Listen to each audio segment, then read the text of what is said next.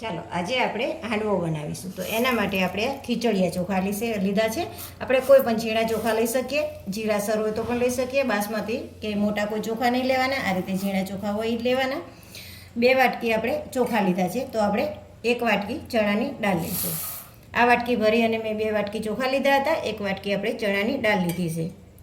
અડધી વાટકી આપણે અડદની દાળ લીધી છે અને અડધી વાટકી આપણે તુવરની દાળ લીધી છે. આ બધી વસ્તુ આપણે આની અંદર મિક્સ કરી દીધું. હવે આપણે બધી વસ્તુને ધોઈ દઈશું. આનો તમારે લોટ બનાવી અને બનાવવા હોય તો પણ તમે બનાવી શકો છો. જો હવે આપણે આ 4 પાણીથી સારી એવી ધોઈ લીધી છે દાળને, અને એકદમ ક્લીન પાણી થાય ત્યાં સુધી આપણે ધોઈ દેવાની. હવે આપણે મેથી લીધી છે, આપણે અડધી ચમચી જેટલી મેથી લીધી છે, એ આની અંદર નાખી દઈશું. હવે આપણે આની અંદર પાણી નાખવાનું છે, તો આપણે પાણી આખી તપેલી ભરી દઈશું. અને વાસણ આપણે પલાળીએ ત્યારે મોટું લેવાનું, એટલે વ્યવસ્થિત સરસ એવું ફૂલી શકે દાળ કે ચોખાનો દાણો. હવે આપણે આને ઢાંકી અને 8 થી 9 કલાક પલાળવા દઈશું. ચાલો હવે આપણે દાળ અને ચોખા પલળી ગયા છે તો જોઈ લઈએ. આપણે રાત્રે પલાળ્યા હતા એટલે મેં 8 કે 9 કલાક કીધા હતા, પણ જો તમે દિવસે પલાળતા હોય તો 5 થી 6 કલાક પલાળશો તો પણ સરસ એવા પલળી જશે. જો આ સરસ એવા પલળી ગયા છે, તરત જ દાણો ભંગાઈ જાય છે. તો હવે આપણે આ પાણી કાઢી લઈશું. આ પાણી અંદર ઉપયોગ નથી કરવાનો. જો આ રીતે આપણે પાણી કાઢી લીધું છે. ચાલો હવે આપણે પીસી લઈશું. તો આ રીતે આપણે મિક્સર જારમાં લઈ લઈશું. ચાલો 5 થી 6 ચમચા જેટલું લીધું છે. હવે આપણે ખાટું દહીં લેવાનું, તો 2 ચમચી અત્યારે આપણે ખાટું દહીં નાખીશું. એ રીતે આપણે બીજી વાર હજી પીસવાનું છે, એમાં પણ આપણે 2 થી 3 ચમચી દહીં નાખીશું. દહીં ખાટું લેવાનું એટલે હાંડવો સરસ થાય. હવે આપણે આને પીસી લઈશું. ચાલો આપણે પીસીએ તો એમ થાય કે આપણે પાણી નથી નાખ્યું, તો આ રીતે આમ જાડું હોય ને એટલે આપણે મશીન ચાલુ કરીએ એટલે આમ ઝાટકા લાગતો હોય ને એવું લાગે, એટલે આપણે થોડુંક પાણી નાખવાનું. તો આપણે 2 ચમચી જેટલું પાણી નાખીશું આમાં, પછી પીસીશું એટલે સરસ એવું પીસાઈ જશે. જો આ રીતે આપણે બધી વસ્તુ પીસી લીધી છે. અને જો આ રીતે આપણે જોઈએ તો આ રીતે સરસ એવું પીસાઈ ગયું છે. હવે આપણે ઘઉંનો કકડો લોટ લીધો છે. લોટ આપણે જે લાડવા કે લાપસીમાં વાપરીએ ને એ મોટો લોટ લીધો છે. આની જગ્યાએ તમે સોજી પણ લઈ શકો છો. હવે આપણે આની અંદર 2 ચમચી તેલ નાખીશું અને આને મોઈ દેવાનો છે. આ રીતે આ લોટ આ રીતે મોઈ અને તમે હાંડવામાં નાખશો ને તો હાંડવો એવો બહુ સરસ બનશે, પોચો અને રૂ જેવો બનશે. અને બીજા દિવસ તમે ખાશો ને તો પણ તમને કડક એવો નહીં લાગે, સરસ હાંડવો રહેશે, કૂણો એવો ને એવો. તો આ રીતે આપણે મોઈ લઈશું લોટને. જો આ રીતે આપણે લોટ મોઈ લીધો છે. જો આ રીતે મુઠ્ઠી પડતું થાય એ રીતનો આપણે લોટ મોવાનો છે. ચલો હવે આજે આપણે ખીરું બનાવેલું છે એની અંદર આ લોટ નાખી દઈશું. 2 મુઠ્ઠી જેટલો લોટ લીધો છે, વધારે નથી લેવાનો. હવે આપણે આનો મિક્સ કરી દઈશું. તો આપણે હાથેથી મિક્સ કરવાનું, એટલે આપણે હાથની ગરમી અંદર ભળી અને હાથો સારો આવે. જો આપણે 2 મિનિટ જેવું આ રીતે ફેટ્યું છે અને જો એકદમ પ્લફી અને સરસ થઈ છે. જો અને અત્યારે આટલું આપણે કાટું જ રાખવાનું છે. પછી આપણે બધા શાકભાજી નાખીશું એટલે એનું પાણી છૂટી અને થોડું પતલું થશે, એટલે આ રીતે કટ રાખવાનું. અત્યારે એમાં પાણી નથી નાખવાનું. હવે આપણે આને ઢાંકી અને 6 થી 7 કલાક જેવું રહેવા દઈશું. ચાલો હવે આપણે ખીરું જોઈ લઈશું. 6 થી 7 કલાક જેવું થઈ ગયું છે અને જો ફૂલી અને ડબલ થઈ ગયું છે ખીરું. ખીરાની અંદર આપણે ખાટું દહીં અને મેથી નાખી હતી એટલે આથો બહુ સરસ આવી ગયો છે. અને અત્યારે ગરમી પડે છે એટલે આથો તો આમે પણ સરસ આવવાનો. અને જો શિયાળો હોય તો તમારા કપડામાં બાંધી કે કબાટમાં મૂકો એટલે તમારે સારો આથો આવે છે. આમે ક્યાંય નથી મૂક્યું, ખાલી કિચન પ્લેટ ઉપર જ મૂક્યું હતું તો પણ આવો આથો આવી ગયો છે. હવે આપણે મસાલા જોઈશું. તો આપણે હળદર લીધી છે, 1 ચમચી આપણે હળદર લીધી છે. 1.5 ચમચી આપણે મીઠું લીધું છે. 1 ચમચી આપણે મરચું લીધું છે. 2 ચમચી આપણે ખાંડ લીધી છે, કારણ કે આપણે દહીં નાખ્યું છે અને બેલેન્સ કરવા માટે આપણે ખાંડ લીધી છે. વટાણા લીધા છે, ગાજર અને દૂધી લીધા છે. બંનેને આપણે સોલી અને છીણી લઈશું. આદુ મરચાં અને લસણ લીધું છે, એને આપણે ખાંડી લઈશું. પાલક અને કોથમીર લીધી છે, એ બંને આપણે સમારી અને ધોઈ લીધી છે. ચાલો હવે આપણે મસાલા કરીશું. તો આપણે મીઠું નાખીશું, ખાંડ નાખીશું, હળદર નાખીશું, મરચું નાખીશું.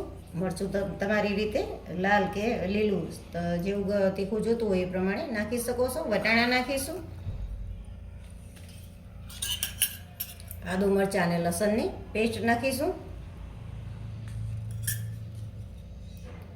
આપણે પાલક અને કોથમીર નાખીશું અને દૂધી અને ગાજર એ બંને વસ્તુ આપણે શેણીને રાખી છે એ નાખીશું. દૂધી તમારે વધારે લેવી હોય તો પણ લઈ શકો છો. અને જો એમ થાય કે આ બધું શાકભાજી કોઈ નથી આપણી જોડે, એકલી દૂધી છે તો એકલી દૂધી નાખીને પણ તમે બનાવી શકો છો. હવે આપણે બધી વસ્તુ મિક્સ કરી લઈશું. આપણે બધી વસ્તુ મિક્સ કરી લીધી છે અને આમ જોઈએ તો આપણને થોડું ઘટ લાગે છે હજી, તો આપણે થોડું પાણી નાખીશું. શાકભાજી નાખ્યા પછી તમારે પાણીની જરૂર પડે તો નાખવાનું, પહેલું નહીં નાખવાનું. એ પહેલું નાખો અને શાકભાજી નાખો તો પછી વધારે પાણી થઈ જાય તો હાવ એકદમ ઢીલું થઈ જાય, તો એમાં હાંડવામાં મજા ના આવે. આપણે 2 થી 3 ચમચી જેટલું જ પાણી નાખ્યું છે, વધારે નથી નાખ્યું. આ રીતે સારું મિક્સ કરી દઈશું અને વધારે નથી હલાવવાનું. આ રીતે આપણે હળવા હાથે જ હલાવીશું. જો સરસ એવું મિક્સ થઈ ગયું છે. હવે આપણે વઘાર કરીશું. આપણે વઘાર માટે તેલ મૂક્યું છે. તેલ આપણે સિંગ તેલ લીધું છે અને 3 મોટા ચમચા તેલ લીધું છે. હવે આપણે સિંગ દાણા નાખીશું.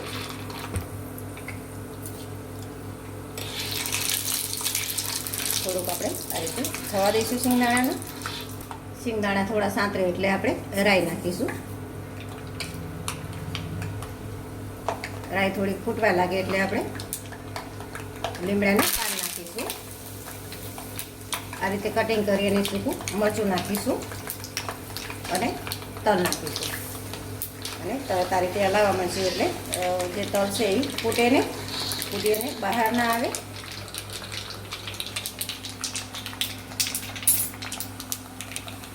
હવે આપણે હિંગ નાખવાની છે, તો આપણે હિંગ નાખીશું. હિંગ આ રીતે આપણે પાછળથી જ નાખીશું. આપણે આ ખાવાના સોડા લીધા છે તો એ આપણે પહેલાં નાખી અને એની ઉપર જ આપણે વઘાર કરવાનો છે.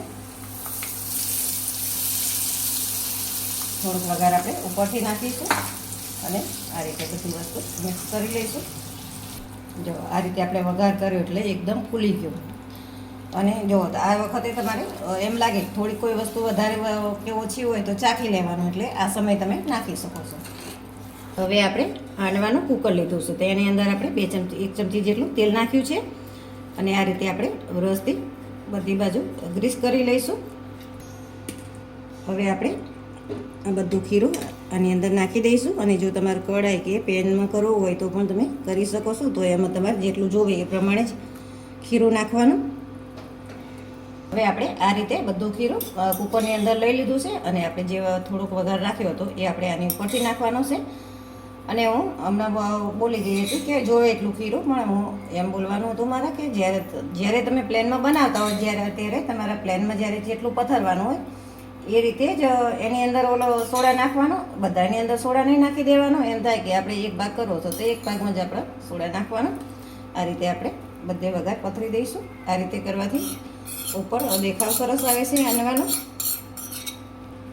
ઉપરથી આપણે થોડું મરચું સ્પ્રિંકલ કરીશું. જો તમારે તલ કરવા હોય તો તલ પણ કરી શકો છો ઉપરથી સ્પ્રિંકલ, પણ આપણે તલ વઘારમાં નાખ્યા છે એટલે ઉપર તલ આવી જ ગયા છે. ઢાંકી અને હવે આપણે ગેસ ઉપર મૂકીશું. કુકરના મોડમાં મેં આ રીતે મીઠું ભરી અને પહેલેથી જ ગરમ કરી લીધું છે. હવે આપણે એની ઉપર કુકર મૂકીશું અને 5 મિનિટ માટે આપણે ફાસ્ટ ગેસ રાખવાનો છે અને પછી આપણે મીડિયમ કરી લઈશું અને 40 થી 45 મિનિટ સુધી આપણે થવા દઈશું. પેનમાં બનાવીશું તો એની માટે આપણે 1 ચમચી જેટલું તેલ મૂક્યું છે. થોડાક આપણે તલ નાખીશું. આમાં આપણે વઘાર નથી કરવાનો, અંદરથી વઘાર કરેલો છે એટલે હવે આપણે ખીરું નાખીશું. તો આપણે 1 ચમચી જેટલું ખીરું નાખ્યું છે એટલે મોટો ચમચો આ રીતનો લીધો છે અને આ રીતે આપણે થોડું પતરી દઈશું. અને આમાં જો તમે મોડેકથી બનાવવાના હોય તો આપણે જ્યારે બનાવો ત્યારે સોડા નાખવાના, પણ મારે અત્યારે જ બનાવવાનું છે એટલે મેં અત્યારે સોડા નાખેલા જ હતા અંદર. આને આપણે ધીમા ગેસ ઉપર થવા દેવાનું છે અને ઢાંકી અને આપણે આને 3 થી 4 મિનિટ થવા દઈશું. 3 મિનિટ જેવું થઈ ગયું છે અને આપણે જોઈ લઈજો ઉપરથી આ રીતે થોડું ડ્રાય થાય એટલે આપણે માની લેવાનું કે નીચે સરસ થઈ ગયું છે. આ રીતે જો છૂટું પણ તરત થઈ ગયું છે. હવે આપણે આને 3 મિનિટ જેવું થવા દઈશું. હવે આપણે જોઈ લઈશું.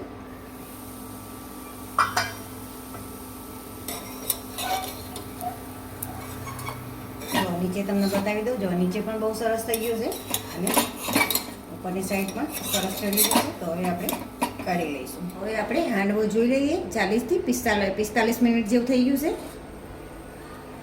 સરસ ફૂલી અને આખો ઉપર આવી ગયો છે અને આ રીતે આપણે ચાકુથી જોઈ લઈશું. આ રીતે ચાકુ અંદર નાખીએ એટલે જો આખો ક્લીન આવે એટલે આપણે માની લેવાનું કે હાંડવો થઈ ગયો છે.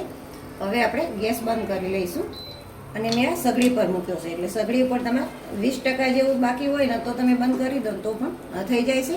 હવે આપણે આને ઢાંકી અને અડધી કલાક જેવું રહેવા દઈશું, પછી આપણે ખોલીશું. હવે આપણે ગેસ બંધ કર્યા અને અડધી પોણી કલાક જેવું થઈ ગયું છે અને હવે આપણે જોઈ લઈએ.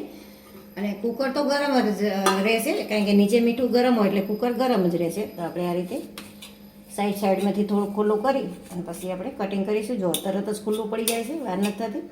હવે આપણે આનો પીસ કરીશું. બહારથી ઠેઠ અંદર સુધી જવા દેવાનું કાણું, એટલે સરસ એવું પીસ બની જશે. ચાલો, તો આપણો હાંડવો તૈયાર છે. આ રીતે જો મેં અલગથી ઉપર એક પીસ કાઢી લીધો છે, કારણ કે ગરમ છે એટલે હું હાથમાં વધારે નથી પકડી શકતી. તો તમને આ રેસીપી વિડીયો ગમ્યો હોય તો લાઈક કરો, શેર કરો અને સબસ્ક્રાઈબ કરવાનું ભૂલતા નહીં.